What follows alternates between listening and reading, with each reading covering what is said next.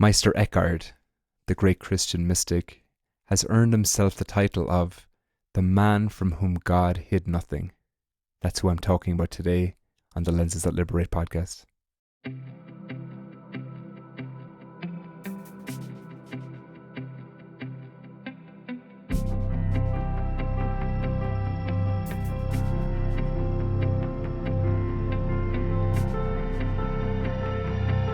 Hey, what's up, everybody?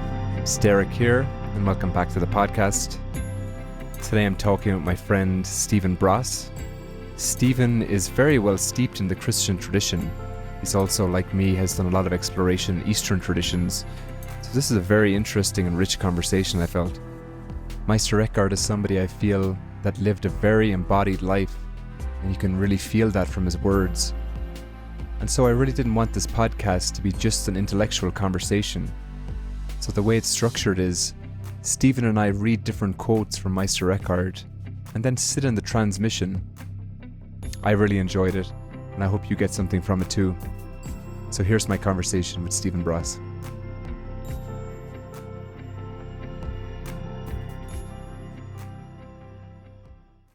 So I'm back here with my friend Stephen Bross. And today we're going to be exploring Meister Eckhart, who's regarded by many as one of the greatest of the Christian mystics. He was around in the 13th and 14th century from Germany, from the Dominican order, and my guess is he's probably so respected for his ability not only to transmit the more traditional Christian themes, such as our relationship with God, he's actually able to transmit so many of the Eastern teachings as well, or at least the teachings that were much more prevalent in the East. Teachings such as no self, nothingness, the absolute. In a lot of his work, he's even questioning the fundamentals of time and space, which, at least from my limited understanding of these things, that's very unusual. People like Carl Jung, the Dalai Lama, Matthew Fox have cited him as a great influence on them in their lives. And I recently heard a Swami comparing the depth of Eckhart's teachings to the Upanishads, which is quite a compliment from somebody from that tradition. So we'd really like this exploration today to be very experiential. So what we're going to do is, rather than just speaking about Meister Eckhart and who he was and what he was up to, we're going to intersperse some of that with quoting him, with sitting in the transmission of some of the things he had to say. And hopefully that comes through, because while both of us aren't scholars on this, both of us have definitely been very much touched by his work, and that's what we're here to explore together today. So before we start getting into Meister Eckhart, Stephen, maybe you could speak briefly about Christian mysticism and where you feel it has its greater place in Christianity in general. Wow. Well, hello. That's a great question. Wow, where to begin? I think one of the challenges of our Christian path is how, unlike other religious traditions, early on there was a split in the Christian tradition where the contemplative path went one direction, where people who really wanted to give their lives over to this path were relegated to monasteries and separated away from cities and common life. And those who were householders or lived their common lives were not in that path. And so we had these two unrelated paths where people who were living in the ordinary world weren't really connected to the contemplative tradition. So one of the cool things about Meister Eckhart was that he was in the Dominican order, but he had a parish. He was a priest. And so we fortunately have his sermons, we have his teachings. So a lot of monks, we never know what happened to them, but his transmission comes to us. And I would say in the Christian mystical path, what we are given is the communication of the direct experience of God from people, that all in their own unique ways, through practice or spontaneously, experience the Holy Spirit in very vital and often surprising or revolutionary ways. Saint Francis, for example, was a mystic who, without his participation in the church, we may not have a church today.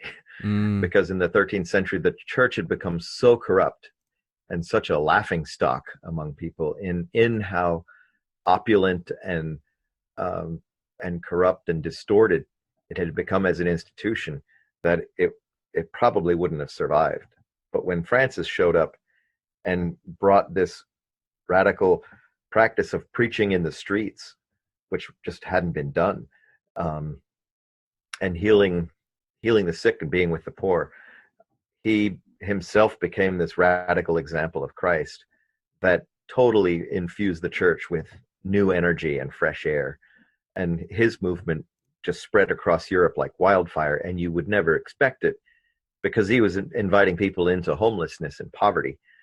And yet it became wildly popular.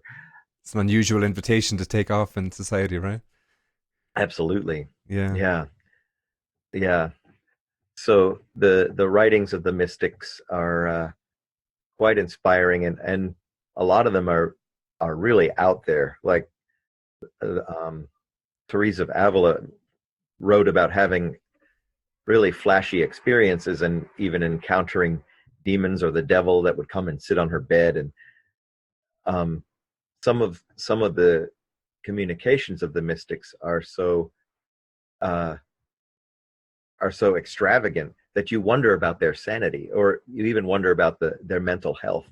Like Francis would often refer to himself as brother ass, or um, he would be so full of self-deprecation. You really kind of wonder, like, where was he mentally?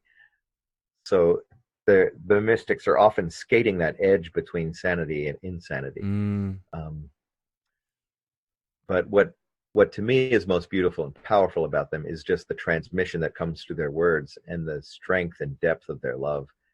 And Eckhart may be, for me, the clearest, most direct transmission of his own consciousness and an understanding of God, which really is pure Buddhism. Mm. He never would have met a Buddhist in medieval Germany, but you listen to his sermons, and it's really fully in alignment with all of Buddha's teachings. And his relationship to language was so clear in that he understood how we bring so much baggage into our relationship with God that it's our job to empty ourselves as much as possible in order to encounter not our idea of God, but who God actually, or what God actually is, or what that word points to. Like his famous quote of, "I pray God to rid me of God," captures that idea of I'm the one who's in the way of really directly experiencing the reality of God. Which is a very confronting thing for even us as modern people, isn't it? It's so different from, I mean, I think there's a way in which from a bigger map we can understand the process of individuation and also self-emptying, as they can both coexist. But for a lot of different schools to hear something like that sounds not life-affirming for some people. They tend to Right. react quite shockingly. But really, the more I've explored his teachings and understood them, and I sense the light he meant, that really isn't the case. Right. Well, it's like Jesus' teachings about dying to ourselves. He said, if you seek to save your life, you'll lose it. But if you lose your life for my sake, you'll know life everlasting. So there's this recurrent theme in Jesus' teachings, which Eckhart echoes, which is that self-emptying is a way of dying into a much more vibrant life. Beautiful. Matthew Fox, as I was looking at his book before doing this, he said about Meister Eckhart, he said, his teachings put Christ back into Christianity. Mm-hmm. I think he was very much echoing some of those self-emptying sentiments of Christ and probably many other things, right? Right. Yeah, I think that's one of the challenge of Jesus' teachings, is that he didn't leave us with any practices. And he taught us through parables, which are riddles. So there's so much about him and his teachings that are confounding or perplexing. And I think there was something about that was intentional. Like he wanted us to be confounded, to be drawn into wrestling with the meaning of his words. Um, but without good mentors or teachers, it's easy to be just confused and not know where to begin or how do we relate to these parables. And traditionally, church and priests from the pulpit don't particularly teach a contemplative Yeah. path. They don't teach us how to hold hold paradox, or to actually seek to be in a place of not knowing, to seek to be emptied. Um, we've been more oriented, I would say, externally. We've been more focused on the poor or the community or being good people, you know, which are all good things. There's no criticism. It's just we haven't had that tradition. And Eckhart, I think, opens a doorway into a whole different way of relating to God. Like he says, be willing to be a beginner every single morning. Mm. Like that idea of coming fresh into the presence and starting new. Carl Jung, who many people would know here as the founder of analytical psychology, he spoke very highly of Eckhart. And in researching this, I was quite amazed by some of the quotes from him. So maybe I'll share a couple of them with you here just to spark us off, because I think they're amazing. He said, first of all, in general, to do with the mystics, he said, "It is to the mystics that we owe what is best in humanity, and only the mystics bring what is creative to religion itself." Hmm. It's quite a statement, isn't it? Oh, wow. Yeah. And then in terms of the context of relating from this lineage of Eckhart, of what he actually brought forth, really this inner inquiry, questioning the self, questioning the fundamentals of who we are, which is not often present in many Christian teachings, he really echoes this strongly, how we need to preserve our own tradition in the West of this versus borrow it from the East. And here's what he says about this. What it has taken China thousands of years to build cannot be grasped by theft. Of what use to us is the wisdom of the Upanishads or the insight of Chinese yoga if we desert the foundations of our own culture as though they were errors outlived, and like homeless pirates settle with thievish intent on foreign soils? With Eckhart, we touch the depths of Western culture's wisdom, which connects to the depths of Eastern wisdom.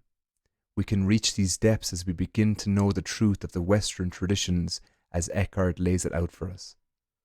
Mm, It's incredibly complimentary, isn't it? absolutely. Well, I can relate to that quote very strongly because I've spent most of my life on Eastern paths, Likewise, doing yeah. yoga and breathing, meditation, following the Hindu teachings, texts, Vedic texts, and Buddhism. And I find that what I'm most drawn to in Christianity is this idea that Jesus was incarnate, he was embodied. And the Christian teaching, I think, at its heart is really about the integration of matter and spirit, of human and our transcendent nature. And and so Eckhart, in my view, really makes this clear that it's about embodiment. And there's a beautiful quote that I love of his that I have here that says, spirituality is not to be learned by flight from the world, or by Mm. running away from things, or by turning solitary and going apart from the world. Rather, we must learn an inner solitude, wherever or with whomever we may be. We must learn to penetrate things and find God there. Mm. Very inclusive of the reality before him, the reality of nature, of seeing it as divine, which again is not that common in Christianity, right? Right, Really, yeah, seeing the world in its fullness as an expression of God. right. Yeah, and there has been a thread in Christianity of dualism, of wanting to get away from this world which is governed by sin or is Yeah. associated with darkness, and that heaven, being heaven focused, is where we should be. Whereas there's another thread in the Christian tradition, and Eckhart's pointing to it here, which is that we meet God in the penetration of things. We find God here. And that's really congruent with a lot of the latest understanding in psychology and trauma healing and becoming embodied, that we don't heal by trying to escape from our pain. We heal by entering into it in a way that's conscious and compassionate, but that the body's intelligence gets woken up when we're willing to fully be present with what is. Very nice. It's also very congruent what he's saying with the tantric parts of India and Tibet of tantra in its original meaning to weave together. So we're weaving together our current experience and including it. It's just quite remarkable to hear somebody from that Western mind of, as we said, the 13th and 14th century, that's when he was living. What must it have been like for him to be experiencing these things inside of him around such a different society where these days it's not heretical to claim to notice ourselves as being divine in nature, to seeing ourselves as God. These things don't get you killed these days, or not even particular trouble. It might make you a bit of a weirdo with your friends if you're in a particular community, but you're in no Right. immediate danger. But for somebody like this to actually rise up to go so deeply into this and to write about it so elegantly that people like the Dalai Lamas have said, or read his writings and say it feels completely congruent with what they're saying in their teachings, it's quite amazing. Yes, absolutely. It's remarkable that the church in his day, which did have an inquisition, and the inquisition was gearing up, but he had been through a couple different inquisitions with a church council, and he was such a master of language and so expert in theology that each of those times he was able to talk himself out of being indicted. And they just couldn't corner him because he had such a fluency in Christian theology, and of course in his direct experience, that he just short circuited their logic. It seemed to me what I read about him though was that in general he genuinely believed that he wasn't a heretic in the sense No. he really believed Oh no. he was not actually against, like there's other people in traditional faiths that you can sense they're really going against the grain and trying to, but my sense is from my limited reading of him that he really wasn't trying to do that. He was actually, he felt like in the same tradition of St. Augustine and different people, he was just bringing Right. that way of thinking forward, Right. not in any way that was oppositional to Christianity or the Orthodox Church. Right. Yeah, to read his sermons is to connect with his deep compassion and love of humanity, and how strongly he longed for people to have the experience he was having, of freedom and of stillness and of Mm, connection, meaning, um, but that his teaching was centered in direct experience. It wasn't a conceptual teaching. It was really about pointing us to that which is beyond all teachings, pointing us to that which is beyond thought. Like his one quote where he says, "Nothing in all creation is so like God as stillness." mm. I love that because it calls you to actually just rest there and taste what he's talking about. That he's pointing us again and again to this direct experience, which all the mystics were about. That they were about divine union, but that we have that capacity to know ourselves and to experience ourselves as not separate. It's beautiful. Yeah, the simplicity of that is overpowering. Yeah. Here's a gorgeous one from him. He says, become submerged in yourselves, plunge down into self-contemplation, and from the depths of your being, God will shine upon you. He will outshine everything for you. You have found him within yourselves. You have become united with God's essence. God has become man so that I might become God.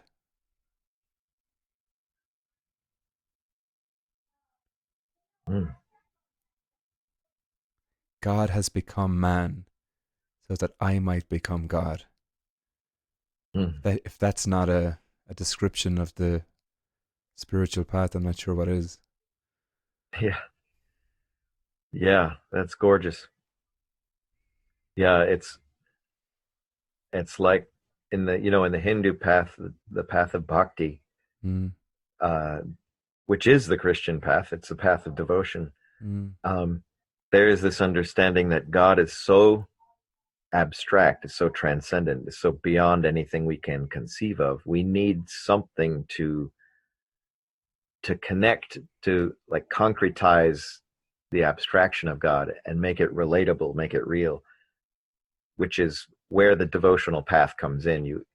Your heart, which is full of longing, wants an object of love to land in.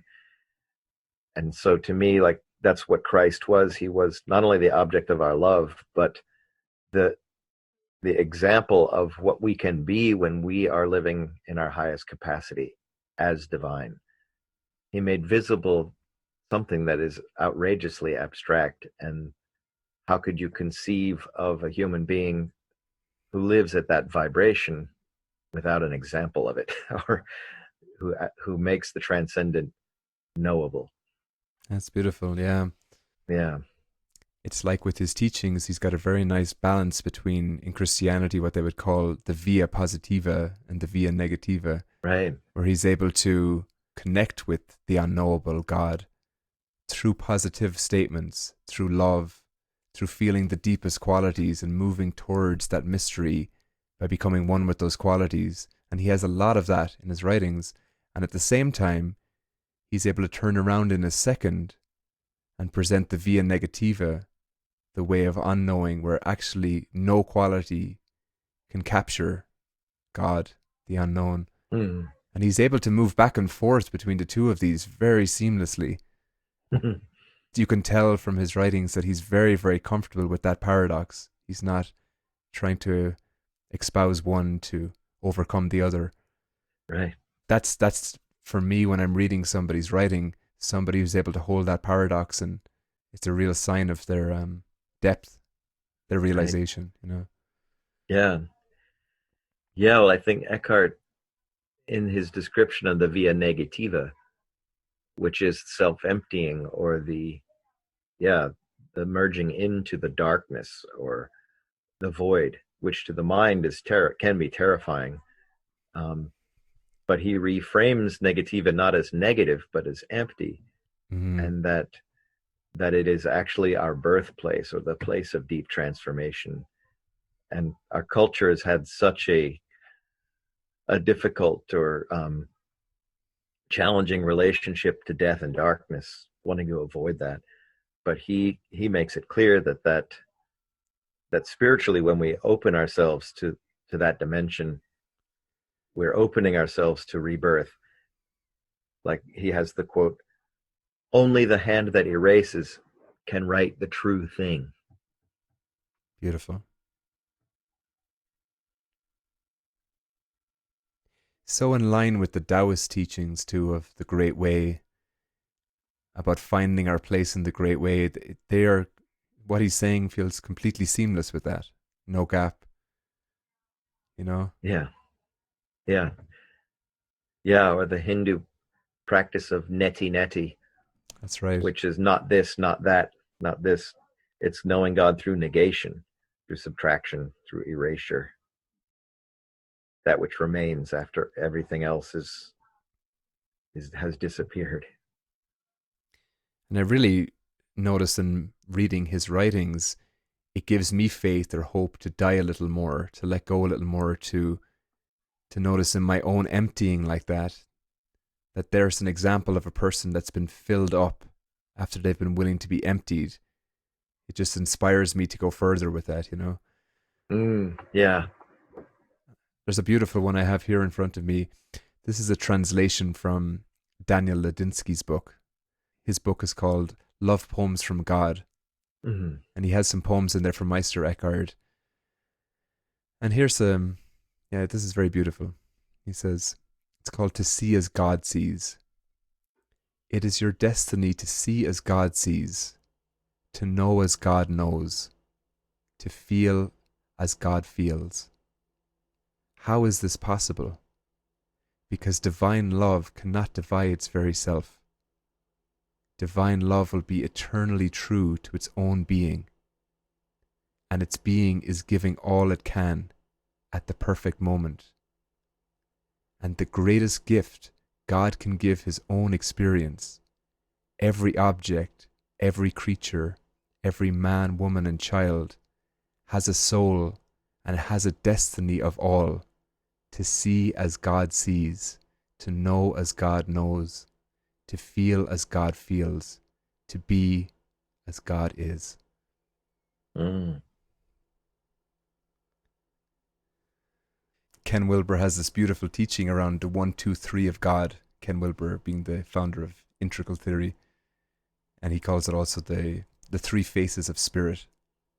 And I think in many different traditions, third person relationship with God, that is seeing God outside of ourselves, that it relationship, seeing it in the sky, a beautiful song, is acceptable in most traditions, as it is in most mainstream Christianity too, to see God as that. And then in second person relationship, that I-thou relationship, to be in relationship with God is obviously the main modality that Christianity has always been, as the Holy Father, or maybe in a less sophisticated way as an old man in the sky with a grey beard, or whatever way we're entering relationship with that I-thou relationship. But what's very beautiful about the Christian mystics, and definitely in particular here at Meister Eckhart, is he's really inviting us into this first person relationship, which can only come about through inner contemplation, where in first person relationship we start to experience ourselves as God. We start to notice that we are the source of everything. And in that little poem there, to see as God sees, I mean, that was really what heresy was back then, wasn't it? It wasn't to do with seeing God in nature, or to seeing, or to having a particular I-thou relationship with God. I'm sure you could get in trouble for some of those too, but definitely that was the main thing, to declare yourself. That's what our friend Jesus got in a bit of trouble about too, right? Right. But that's really what he's echoing here, isn't it? He's like, Right. he's so deeply in that experience. It's like he's not, as he said, he's not even trying to be heretical. He just has to express his experience of that. Right. And no wonder that, the institutions of church or government would find that most threatening, because in Jesus, and the way Eckhart reflects that, is that spirit is the ultimate equalizer and the democratizer. It's leveler of everything. And when we wake up to the fact that we have access to this power of life force, that we have access, we are autonomous, we are fully governed by this deep innate authority, and that we are our own authority. Well, institutions of authority will find that threatening. It's not good news, huh? Yeah. No. Yeah. Yeah. Absolutely. Here's another one he has around, really echoes the sentiments we were talking about, how congruent his teachings are with the deeper teachings of Hinduism and Buddhism. I actually saw this poem. It was translated, I think, by Daniel Ladinsky, and I just found this version of it a few days ago, which feels very different to me. It feels much rawer. Whatever way this translation, perhaps it's translated more literally from the original German, but here it is.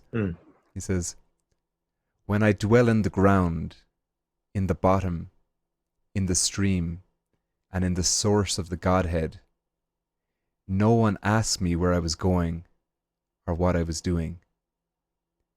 Back in the womb from which I came, I had no God and merely was myself.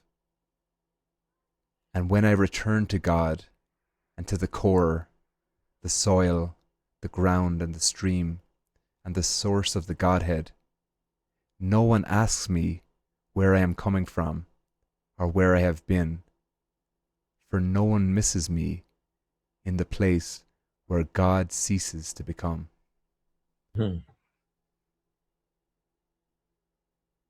So powerful. The place where God ceases to become. Wow. Yeah. That puts you there. Shuts the mind off. Absolutely. Yeah.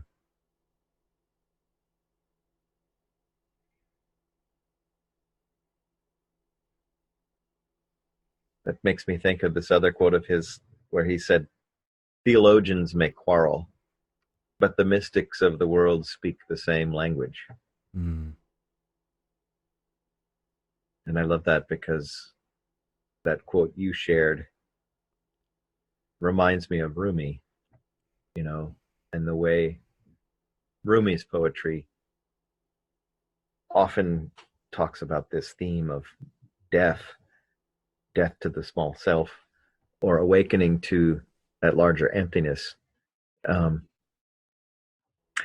such as where he says, out beyond all ideas of right doing and wrongdoing, there's a field, I'll meet you there.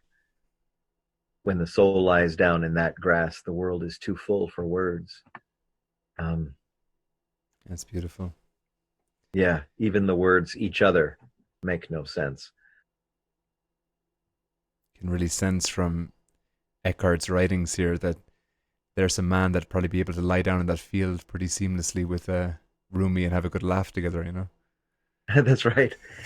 Yeah, I think they were actually contemporaries, Rumi and Eckhart. They lived in the same. I was going to ask you that, yeah. I don't know exactly the dates of when Rumi was alive. I know they overlapped. I don't know if they were Did they overlap? adults at the same time. But yeah, Right. yeah. I wonder would they have heard of one another? Unlikely, right? Given the time. Yeah, it's probably not likely. Although there is speculation that St. Francis, when he went to the Crusades, very likely would have run into, not Rumi. Rumi would have been too young, but probably Shams, Rumi's teacher. Yes. Rumi would have been like 12 when Huh. Francis went through Turkey. Do you know much about his time there? A bit, and it's amazing because St. Francis went to the Crusades to try and put a stop to them. Mm. And he, with his outrageous and signature courage, just walked up to the battle, and he walked all the way through enemy lines to the Sultan's palace. Is that right? And he asked to have audience with the Sultan, and his guards let him in, just amazed that he had made it that far. And the Sultan was so impressed with his courage that he just walked right up to him, that he let him in. And Francis wound up spending a few days with him. They became fast friends. And the story goes that Francis said to the Sultan, we could end all this bloody fighting if you would just convert to Christianity. How did that go over? Well, you can imagine that Francis was so gentle and so much in his heart that the Sultan didn't take offense at that. And the Sultan kind of recognized where Francis was coming from, and he explained to him, well, that's not going to happen. But here, let me tell you a few things about our Muslim practice. And as they got to know each other and became friends, Francis actually wound up incorporating several of Muslim practices in the Franciscan order. That's fabulous. Like the praying of 5 times a day and their diet. And yeah, so that's a beautiful little example in history of some early interfaith dialogue and connection. Yeah, my guess is too, probably the way he said convert to Christianity was probably very different than the translation, because my sense is anyone who taps into these mystical places, it's really not about shifting from one organized religion to another, but so much tapping into the commonality of that. And for me, growing up, as I've said to you before, I quickly fell away from Orthodox Christianity, by the age I was 10 or 11, and I still have zero to do with that. But these people, they feel like a totally different subsection of Christianity that, growing up in school in Ireland and different places, there was all these pictures of saints on the wall, but people saw these people as sort of buffoons or strange, unusual religious people.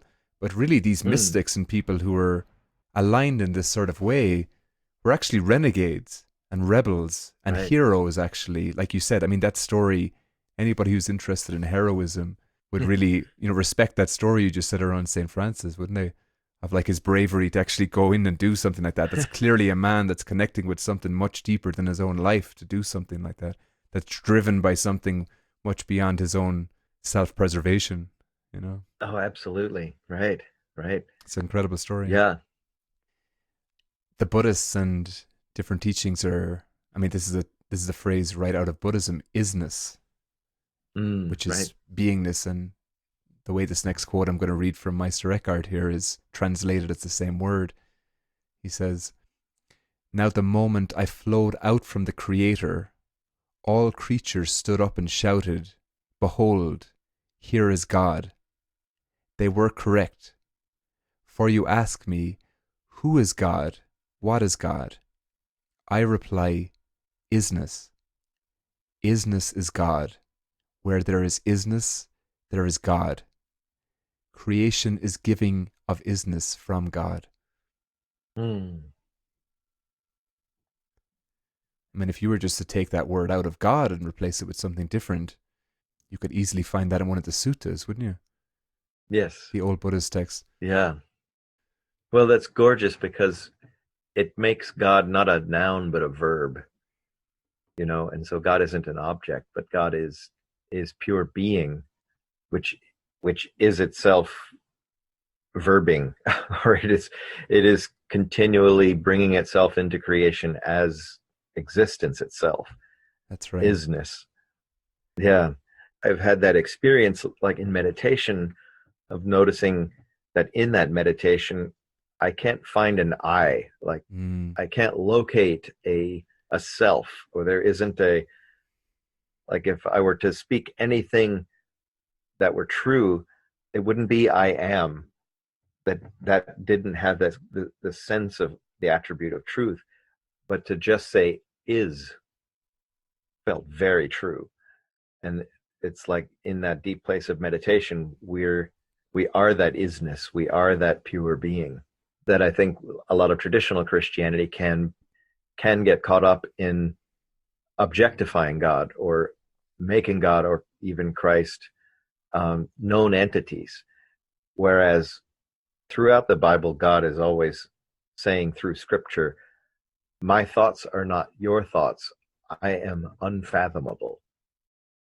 There is the ungraspable quality of God that Eckhart's pointing to and clarifying, that you're pointing to in the Buddhist tradition, and scriptures always telling us that God is ungraspable.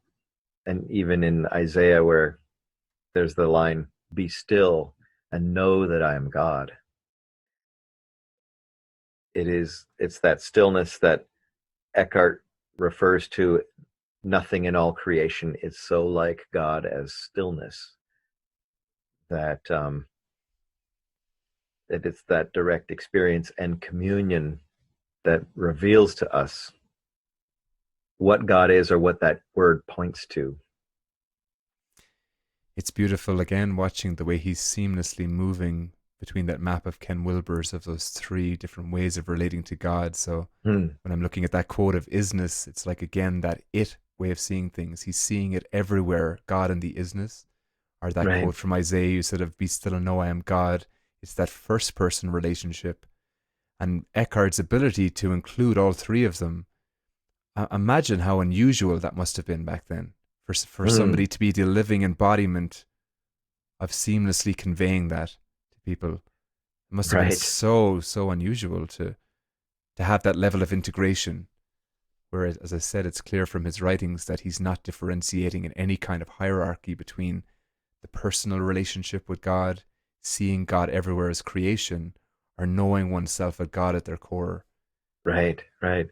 He's there's no hierarchy. It's simple for him, and it's simple. You know, it's simple because his words are simple. He's not Right. using more than he needs to describe it. Right. Gets to the punchline quickly. You know. Right. Right. Yeah. Yeah, in Buddhism, there's that the tradition, or the deep understanding that really the only thing that stands between us and the truth of who we are as Buddha nature is our thoughts, is Mm. just this endless activity of the mind. And that Eckhart gets that at such a deep level, that he's always pointing us to what's beyond the mind. Like his famous quote, I pray God to rid me of God. That it's our thoughts of God, our descriptions, our definitions, that actually separate us from the reality of what God is, or that word God points to. I was watching Matthew Fox yesterday in an interview and preparing for this talk about, I believe it was that quote, and he said something like, even the atheists have a place with Meister Eckhart, because he's really speaking to that place of to rid oneself of the false God, of that sort of, Mm, you could say, in spiral dynamics, that blue God, the hypocrisy of that it doesn't make sense in logic in particular ways, that actually there's a right. place for people who even see it that way in Meister Eckhart's Yes. teachings, which is fascinating. He wouldn't have been against modern atheism, Right. you know? Right. Yeah. Yeah. Or at least a lot of it, you know, the healthier aspects. Yeah. Yeah. I've been listening to Peter Rollins lately, Mm. the Irish theologian who I really like, because he's a big fan of atheism, and he has this very funny kind of tongue-in-cheek way of relating to church and spiritual community. They meet in pubs, and he has this practice of giving up God for Lent. And so for 40 days he invites people to be atheists and to read the teachings or the writings of famous atheists, like not like these new atheists who are kind of superficial, but like a really good atheist like Nietzsche, who Mm. um, who has some great arguments. And I think there's something about the willingness to deconstruct our definitions of God and our assumptions that is so refreshing and liberating. You know, in the evangelical church where I was for like a year and a half when I was in college, there's so much fear around, if I lose my faith or if I lose my belief in God, as doctrine tells me, that I'll be at risk of going to hell, or in some way I'll be in danger, or I'll open myself to satanic forces or Satan taking me over. Um, but I find that it's an ultimate act of faith to be willing to let go of every idea of God you cling to. It's an ultimate trusting of God, that when I leave my assumptions and ideas behind, and even all of my beliefs aside, and just connect with this presence raw as it is now, that is the ultimate act of faith and trust. And that is, to me, that is the most profound way to actually encounter the living God that is here and now, that lives in our hearts, lives everywhere. And the miracle is that it's fully knowable, it's fully accessible. I've often thought of it like this the last few years. Whatever this thing is that's living everything, whatever this thing is, it doesn't need my ideas about it to sustain itself. If it does, it's a very weak force, you know? Right. That's helped me a lot in framing it like that to myself at times, because it doesn't need my belief in it, whether we Right. call it God, the unknown, Buddha, nature. It doesn't need me to form solid ideas around it for it to be itself. Right. And when I've been in really difficult times, challenging times, or I'm in a lot of emotional pain or depression, or I've experienced loss, I can feel the tendency to get mad at God, and that sometimes happens. But often I recognize that the problem isn't that there's something wrong with God because my life isn't going the way it should be going, but that's an indication that there's something mistaken in my assumptions about how God works. that Yeah.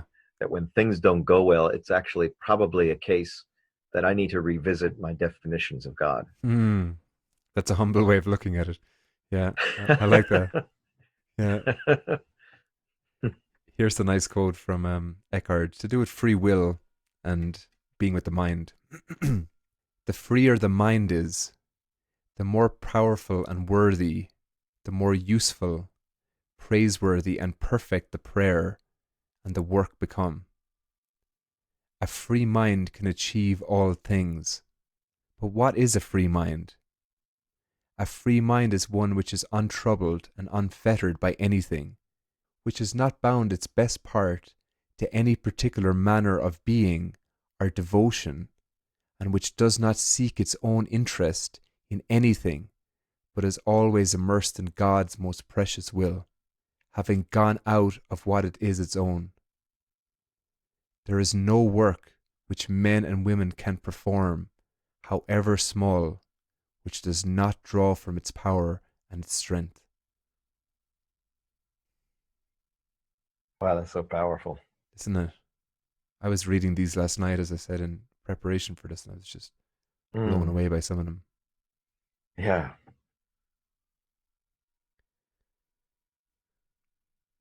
It's like in reading his words, whatever that frequency is that he was able to access and abide in himself is here with us when we're able to tune into the meaning of them. Right. Yeah, it's amazing in that last quote how he captures both this notion that when we can experience ourselves beyond our narrow definitions of who we are and who God is, but actually enter into this freedom of pure being, that freedom then imbues everything we do and inspires our actions, and our actions become impactful, or when they're drawing from that source, they are a reflection of that source. Yeah, he says, but is always immersed in God's most precious will. Isn't that gorgeous? Yeah. Yeah. Yeah, I loved one of the quotes you said earlier about submerge yourself in yourself. Do you remember? Yes. That was a gorgeous image, to be submerged. Yeah. Which again is, he's so offering us a transmission of what it means to connect with the depth of ourselves like this, isn't it? Yeah. To submerge ourselves. It's just, as I said, you and I have both spent a lot of time in Buddhism and Eastern paths, and we've both spent a lot of time being with the mind in particular ways. And here's a direct invitation from somebody from Christianity inviting us to do exactly the same, you know? Right.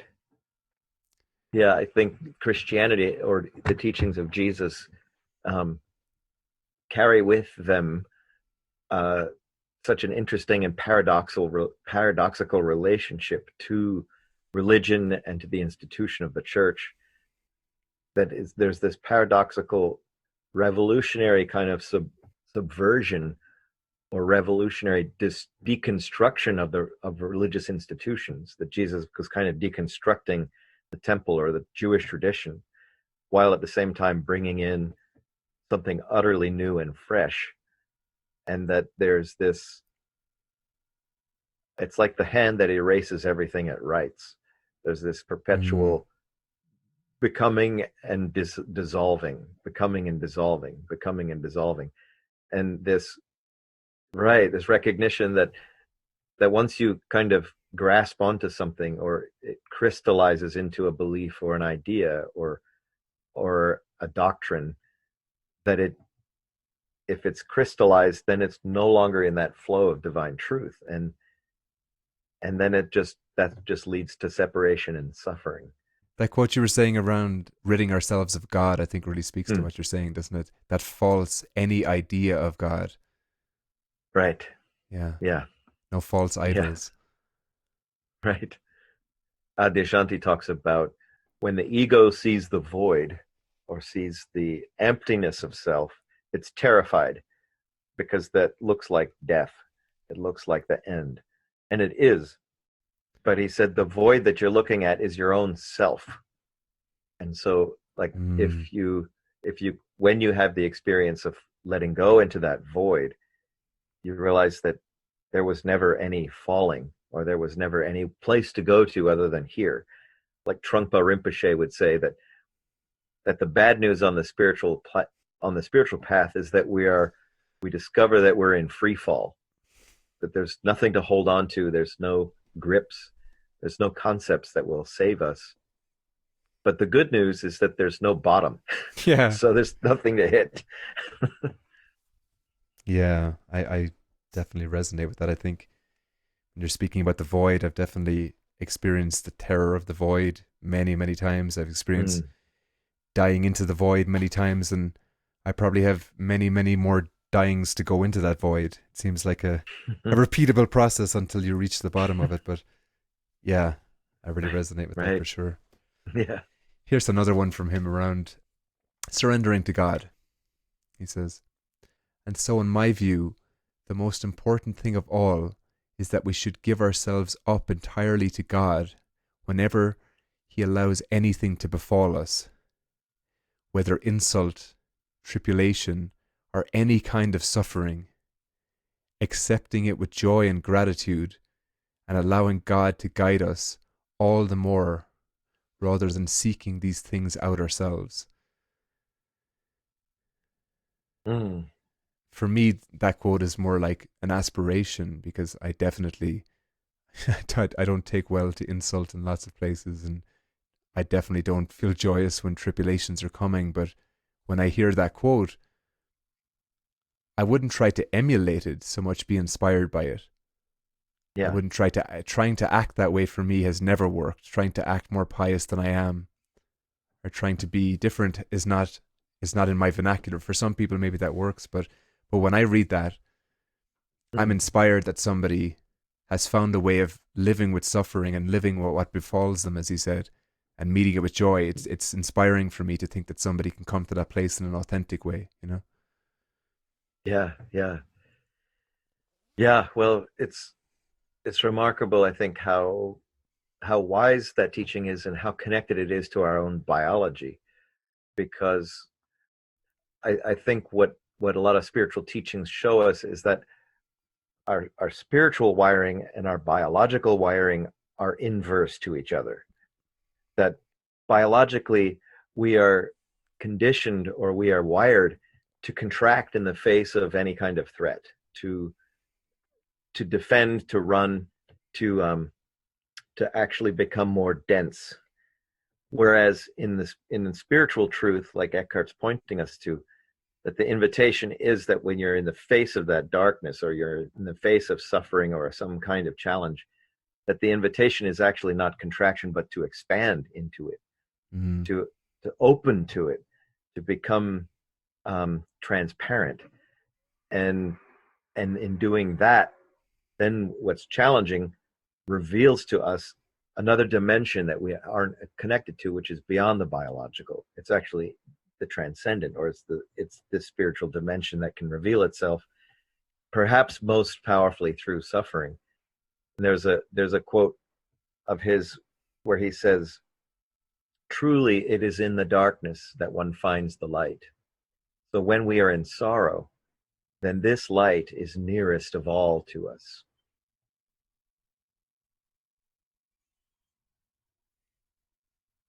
Yeah, I was speaking to somebody yesterday who was having quite a hard time, and I was saying things like that to her. It's quite hard to see it when we're in that process, Right. but it's Yeah. sometimes a lot clearer from the outside when it's somebody else experiencing it. But Yeah. it really does seem that way in hindsight so often, that those times when we're most left in the dark, we're most left naked with ourselves. There's actually another quote, I don't know if I can find it right off, but it goes like this. He says, "Why God sometimes allows people who are genuinely good to be hindered in the good that they do.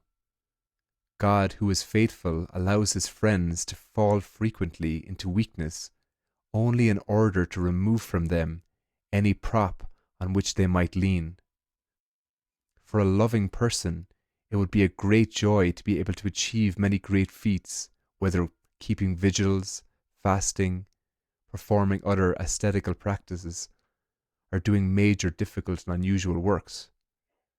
For them, this is a great joy, support, and source of hope, so that their works become a prop and a support upon which they may lean. But it can be precisely this which our Lord wishes to take from them, so that he alone will be their help and support. This he does solely on account of their pure goodness and mercy, for God is prompted to act only by his goodness, and in no way do our works serve to make God give us anything or do anything for us. Our Lord wishes his friends to be freed from such an attitude, and thus he removes their support from them, so that they must henceforth find their only support in him."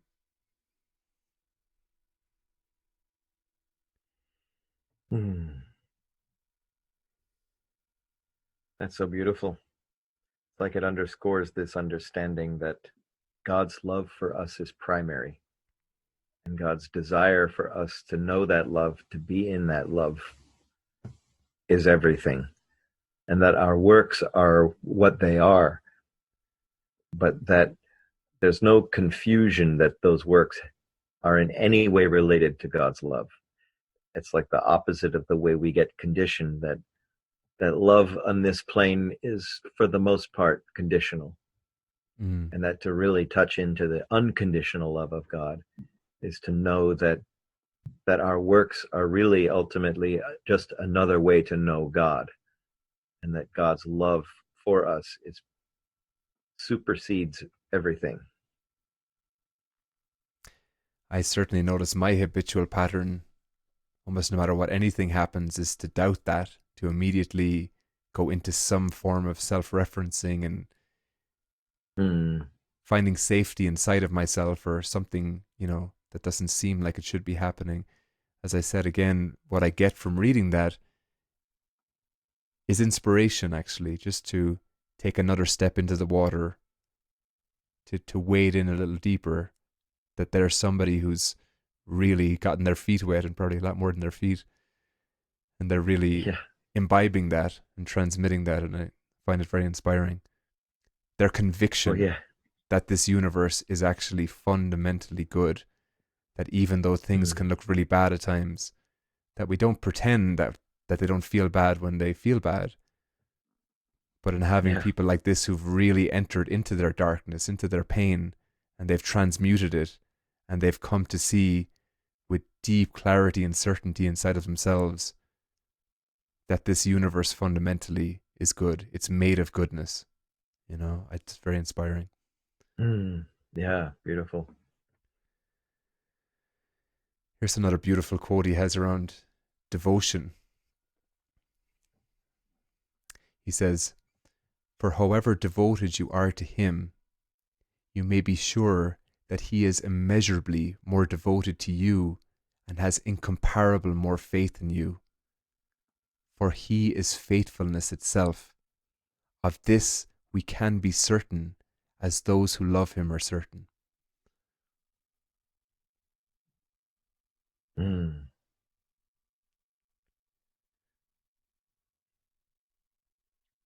That's gorgeous. It's like in his words, we're able to lean into his conviction and then access our own a little bit more, Right. Yeah. It reminds me of a thought I had about, or recognition, how God is, of course, exemplifies or characterizes every ideal of spirituality that we can know. In other words, God is perfect humility. God is perfect courage. God is perfect love, perfect presence, perfect light, perfect forbearance and magnanimity. And like all of those things, God is that ideal representation. And I had this experience on a silence retreat of how God is the most humble. That is, God dwells close to the earth and is in the blades of grass and in small animals and insects, and like, it's not grand and glorious. It's actually in the quiet and in the small and in the apparently insignificant that God dwells most clearly. And that when we become humble, we then relate. It's like then we see, I forget who said that, but the problem is people look for God. People don't look low enough for God. I like that. That's gorgeous. Here's a little quote that I think echoes some of that as well. He says, "Indeed, the more we are our own possession, the less we are God's possession." Mm. Mm. Mm.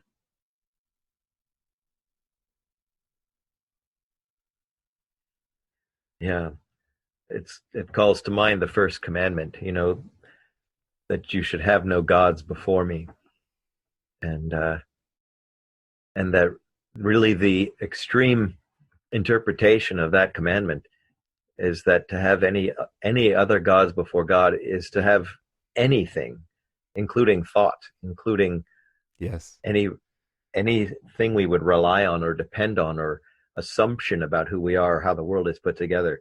All of that can become other gods that we give our allegiance to.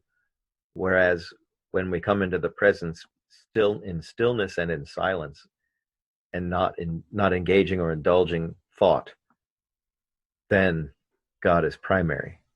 And then that is self-confirming and becomes very stabilizing, mentally and emotionally stabilizing. That's beautiful. Mm. It's really beautiful. Yeah. It's like the in Dzogchen there's the famous practice of short moments of awareness repeated many times become continuous. Yeah. Um, that's a beautiful practice which I've found exists in every tradition across the globe.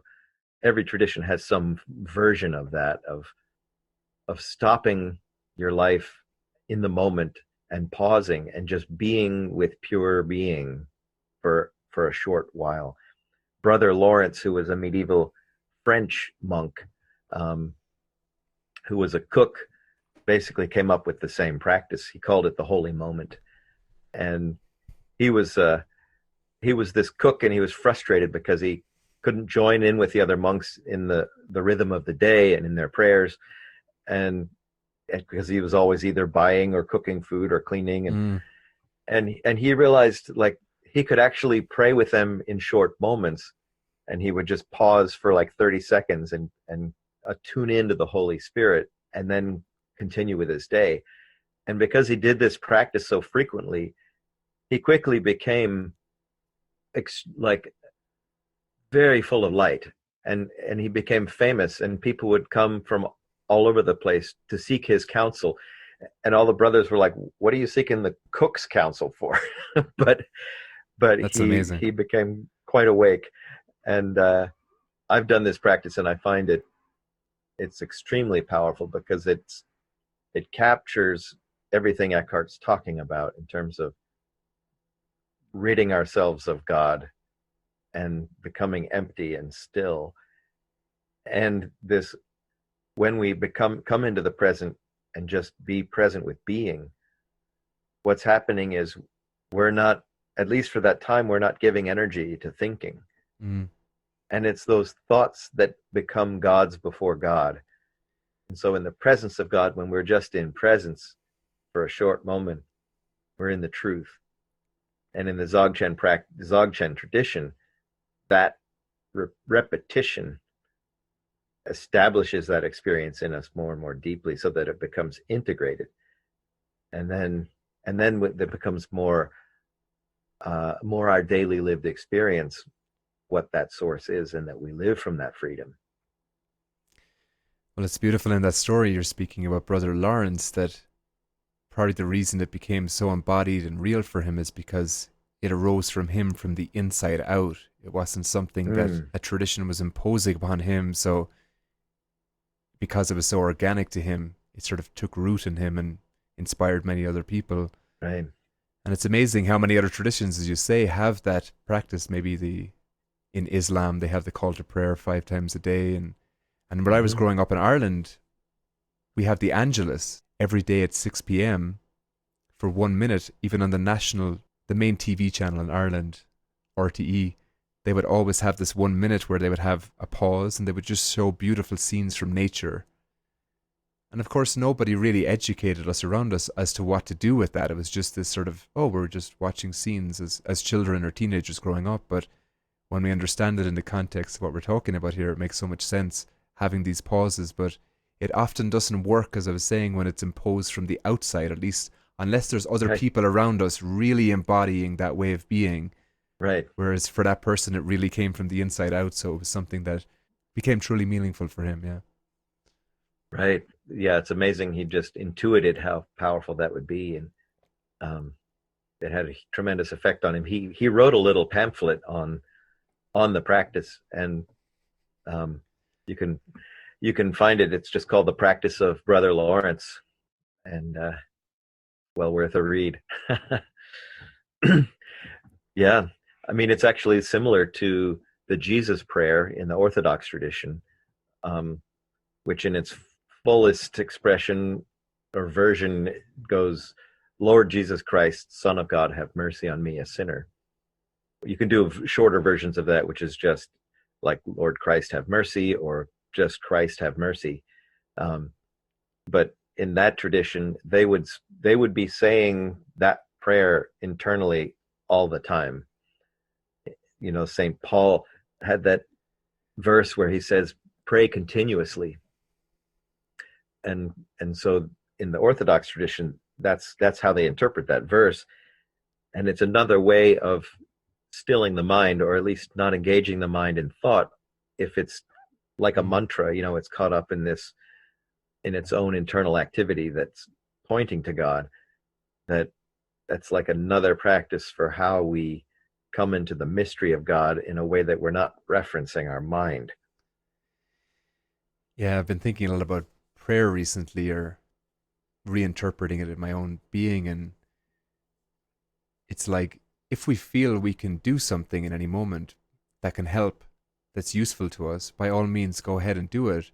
But when we notice ourselves second guessing ourselves and actually not knowing the next step, the most honest thing for a mind to do is to admit that and to pray. And not pray in some particularly religious or grandiose way, but just the humility of admitting, I don't know what to do, and emptying ourselves of the struggle of that, and just opening to whatever way we want to call it, as I said, the universe, God, just that something else, a higher intelligence, a more simple way of being can flood our awareness and educate us in that moment. Yeah, right. Yeah. And even our own intuition starts to wake up the more Exactly. that we're able to become centered, tune into our breathing, connect with sensation, and just be in that space without indulging a whole lot of thinking, because the worrying mind can go on forever.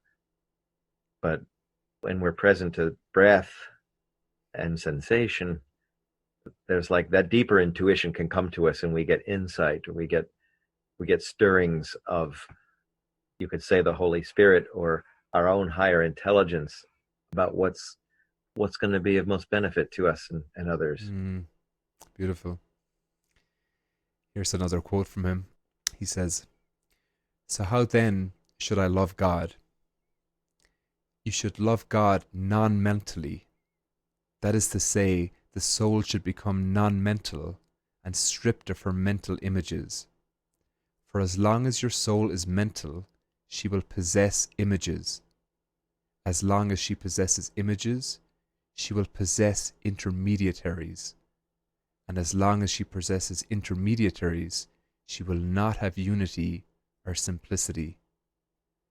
As long as she lacks simplicity, she does not truly love God, for true love depends upon simplicity.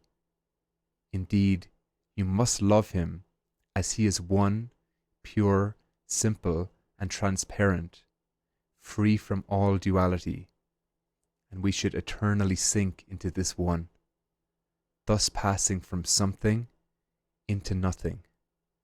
So help us God. Amen." Clarity. Gorgeous. Clarity. Yeah. He's a straight shooter, that fella, isn't he? Oh yeah. Yeah. Yeah. It's like I've heard some of the Hasidic Jewish mystics talking about, if I'm looking towards God or wanting to be in relationship with God, for what God will give me, or looking to God like a vending machine, or like my prayers are always about fixing my life or giving me the next thing I want, then I'm not really in relationship with God. I'm just in a kind of utilitarian using God, and that's not really a relationship. And so this Hasidic mystic was just talking about, when I want God's love for its own sake, God for God's own sake, without reference to what it's going to get me. Which is what you echoed to me earlier about Adyashanti speaking about loving truth for truth's sake, right? Yes, That you love right. the truth above all else, yeah. Right, right. Yeah. Here's a quote that might be a little harder to understand on surface, but I think it's very powerful. Maybe we'll just read it and sit with it and we'll see where it goes. He says, Mm. a man who abides in God's love must be dead to himself and all created things, and regard himself as a mere unit among 1,000,000,000. Such a man must renounce himself and all the world.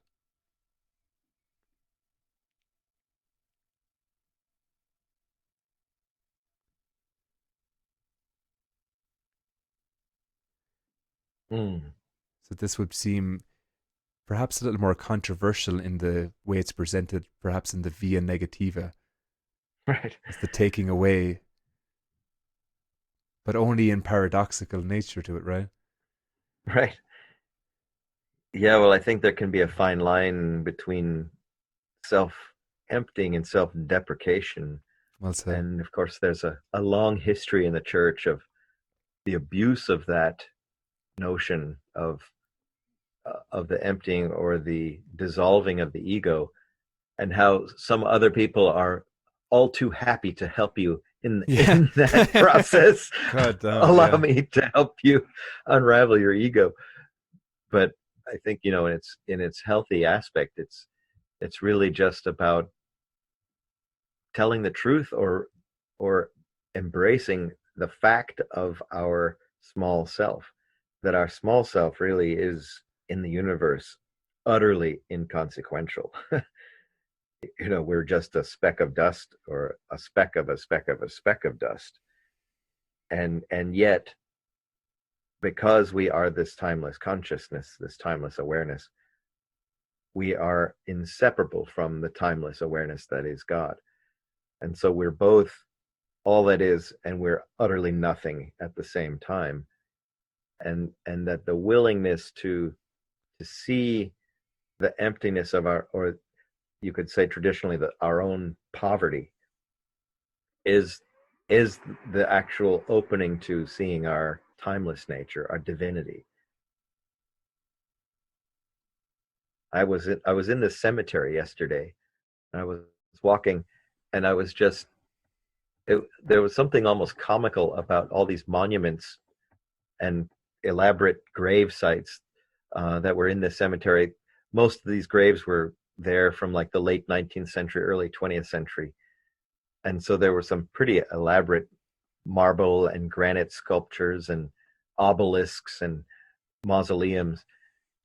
And they were all, to me, I was just seeing them all as kind of these desperate attempts to reject mortality, or to somehow make a permanent like presence in the world. Like, this is my little plot of land, and this is my obelisk, and God damn it, I will be here eternally. And I Good luck thought with how that. Yeah. comical that is. It's something so absurd about that. Like, you could make an obelisk the size of Jupiter, and it would still be inconsequential in the universe. And so I was thinking, like, what could be my grave like, what would be my grave marker? And I thought, how about this little leaf? Like, a small leaf that just sits on the ground, and then it blows away, or it just dissolves in the next rainstorm, or like, that could be my gravestone, and that's all that's remembered of me in a fleeting way. And then that would be fine. That would be totally fine, because that is the nature of this egoic self, that is utterly temporal, impermanent. Because then that connects me to what it is permanent that is within me, that is my true nature. So, yeah, It's like funny. your ability to tap into that probably is what allows your ability to let go of your longing to live in the afterlife, whether it's through whatever large gravestone you have. So that's beautiful that you're able to recognize that, right? Yeah, and that was in that moment. And I have my moments of For sure. fear and wanting to cling to making something of myself, or being recognized and appreciated. So Yeah, those absolutely. experiences show up as well. I certainly don't present myself as having arrived somewhere, but that was such a liberating experience, and freeing to open to that possibility of being completely forgotten. I noticed that quote that I just read there, and I want to just elaborate on it slightly, just to say that there's another quote I'll read in a second as well that has a similar sentiment that's very, very deep. And I think it wouldn't do us justice to Meister Eckhart if we didn't read these quotes. But at the Mm, same time, just to recognize that when he's saying must be dead to himself, when we're saying about a human mm, being mm, coming to that space, right. in my opinion, he's emphatically not saying that we shouldn't love and care for ourselves and that other dimension of Right. our being, but at the deepest part, where we're longing to let go of ourselves, that's where this teaching is pointing to. But to confuse that with the other ones and to start treating oneself with lack of self care or any of those other ways that are malicious to ourselves, that is not what he's saying at all, in my opinion. And to get up in arms about that or to be thinking that he's nihilistic or anything is, honestly, in my opinion, misinterpreting what he's saying. Right, right. Yeah, it's like he's so in tune with that Buddhist teaching, not even knowing he was, but about 100%. misidentification. Like the whole problem of our human condition, or the source of our suffering, is misidentification, that we identify with this body mind, and that when we remember that it's our Buddha nature that's our true nature, that is impermanent, that's freedom, that's enlightenment. The more you're disidentified with the body mind, in a way, the more fully you can enter it, the more you can let yourself go into the human experience, and giving yourself the freedom to have every experience, including Exactly. every little tantrum or resistance or petty hatred, or like the whole spectrum of response is free to come up, and we don't have to manipulate and control ourselves, and to desperately be in this project of improving ourselves or being good people, but instead of letting the flow of spirit and the flow of life move through us, it becomes more playful. It becomes the Ras Lila, the divine play. Um, and in fact, there's this aspect of Eckhart's teachings that I find so deeply humanizing and embracing of our humanity, compassionate of the ways we are. That isn't just about self-emptying, but it's also about entering into life in a fresh way, in a way that we can be playful and hold it lightly. You know, Eckhart has another quote where he says, "Wisdom consists in doing the next thing you have to do, Mm. doing it with your whole heart, and finding delight in doing it." So to me, that's almost like a mirror, or the opposite side of self-emptying is the game of taking delight in life and fully engaging, um, with our whole hearts in the human experience. I love that about him, that he carries both sides. He's not, it isn't a dissociated kind of transcendent, um, Very nice. Yeah. like exiting from life. It's a dying into it, like in that earlier quote, that we must learn to penetrate things and to find God there. Mm. His ability to move both towards and away from almost at the same time and to hold both of them paradoxically. And I think that's a nice Mm, segue into this next quote here, where he's really echoing a sort of ultimate detachment, but keeping in mind what you just said too, that in light of that depth of his non attachment, he's able to be more human. He's mm, able to mm, embrace his humanity more fully. So here's what he says. He says, love is as strong as death, as hard as hell. Death separates the soul from the body, but love separates all things from the soul. mm, mm, Death separates the soul from the body, mm, but love separates all things from the soul. mm. That's gorgeous. And the fact that he calls that love, Yeah, that level of detachment he's calling love, yeah, that all things are separated from the soul, that there's an aspect of him that he's discovered that's been made aware to him through the process of love, it sounds like, yeah, that's completely untouched by even matters of the soul. right. Yeah. And I love that the word love there can be used interchangeably with God, or that Yeah, like to be freed from all things at the soul level is to be in union with God, or is to be in love, in the field of love, which is God.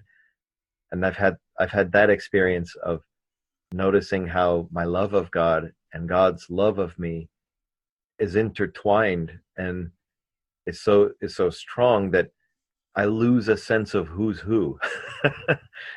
Like there's no directionality after some time. There's that's just the gorgeous. field. The field of love itself is what we are, and we're just in that. And that Eckhart's pointing to, like when the soul is separated from all things, we're in our true nature, which is ultimately liberated and transdimensional, or outside of that, the space-time continuum, That's right. beyond the causal. I actually don't think I have any quotes here from that yesterday, but whatever I was looking at, perhaps I was listening to some of his talks being read aloud, and it was very clear to me from whoever was reading them that he had deeply discovered that place that so many of the Hindu and Buddhist scholars and practitioners have spoken about, that Mm, time and space itself are temporal. mm, And he was basically saying in his practices to don't take time and space too seriously when it comes to matters of your soul, to paraphrase mm-hmm, something he was saying. It mm. was just very clear in his transmission that he had got the same downloads, the same integration that so many of these Eastern teachings have in spades. Yeah, yeah, that's gorgeous. Here's another one around love, just to balance the equation of the other side of things, perhaps with Mm, that detachment. He just says, God ripened me, so I see it as true. All objects in existence are wildly in love. mm.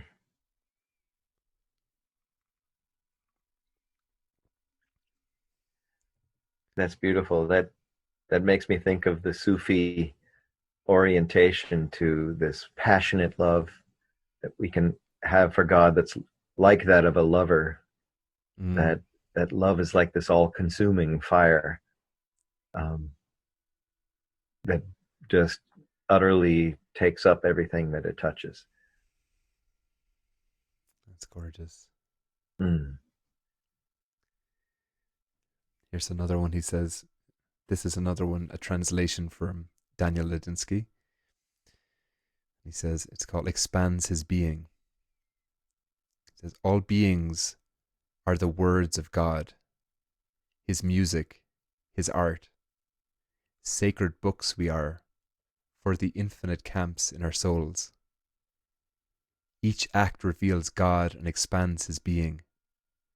I know that may be hard to comprehend. All creatures are doing their best to help God in His birth of Himself. Enough talk of this tonight. He is laboring in me. I need to be silent for a while.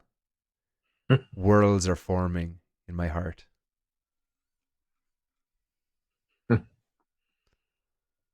Mm. Yeah, that's like Rumi will sometimes play that game of, in the middle of a poem, he'll become self conscious, and he'll be speaking of God, or speaking of his love of God, and I don't remember the poem at the moment, but he'll say, "I have to put my pen down now." Yeah, Like I've reached the end of my capacity to express what I'm experiencing. I love that.